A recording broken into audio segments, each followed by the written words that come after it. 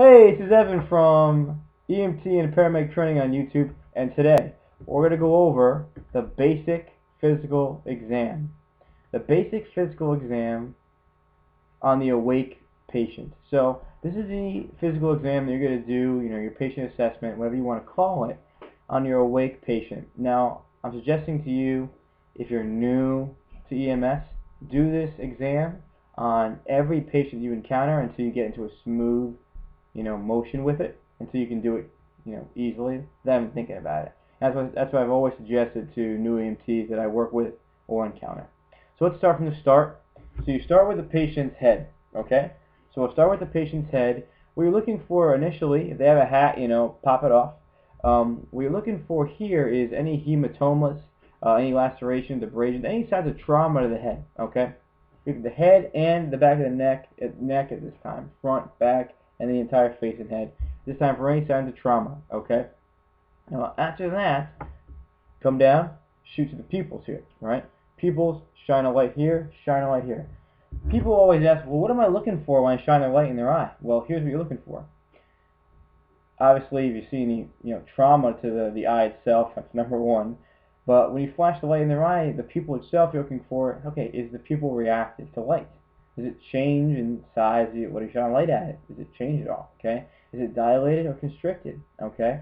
And then from there, another thing that I always do as well is this. I have the patient, you look straight ahead for any fluttering. Fluttering is nystagmus. Okay. That can be a sign of a stroke. Now, vertical nystagmus can be a sign of a stroke. How do you check for that? So I'm looking straight ahead at the camera right now. Watch this. I'm going to look up. So I tell my patients, okay, look at my finger here, okay, and then I flash the light, and you'll see this fluttering. So if you're thinking someone's having a stroke, that could be it, all right? So moving on from there, front of the neck, any JVD, how's my trachea? Straight? Perfect. Moving on, okay? We're going to check the back of their neck for any step-offs. Moving on to the chest now, okay? So we want to the chest. Let's get some equal rise and fall. Get it? Long sounds. Back. The back you're going to hear best. Okay? Less tissue, especially in the, obese patients. Then I say, okay, squeeze my hand tight one time. Nice and tight, equal hand grip. Checking neuros again. Good. Okay? Moving on from here, go down to the abdomen. I'm just going to check you out real quick. So we'll press here, press in the abdomen, flank, soft. You're looking for soft, non-tender. If you feel a hard abdomen, that could be blood. Moving on, how's the pelvis look? Any deformity? Press one time. Okay, cool. Moving down the legs to the calves. The calves tell you a lot about your patient, okay? Any swelling in any of the calves? Any edema in any of the calves? Any pain in any of the calves? Okay? A unilateral swollen leg can be signs of a DVT, okay? A DVT can turn into a PE, which is a blood clot, okay? It's gone into the pulmonary artery. It's called, okay? That's a killer right there, right? So if you see a DVT, you gotta watch out for that. That could branch off. So, edema, obviously, a patient could, have CHF going on or have a history of CHF. And then, now it's a thing called Holman sign. Okay, Holman sign. I'm going to get in this position here. So, here's your foot. You're going to dorsiflex the foot like this. Okay? Then when you go like this, say to your patient, do you have any pain? Any pain when I go like this? They'll say no. You go to the other foot. Any pain? Yeah, wow. That could show a sign of a DVT. It's good for documentation. Okay?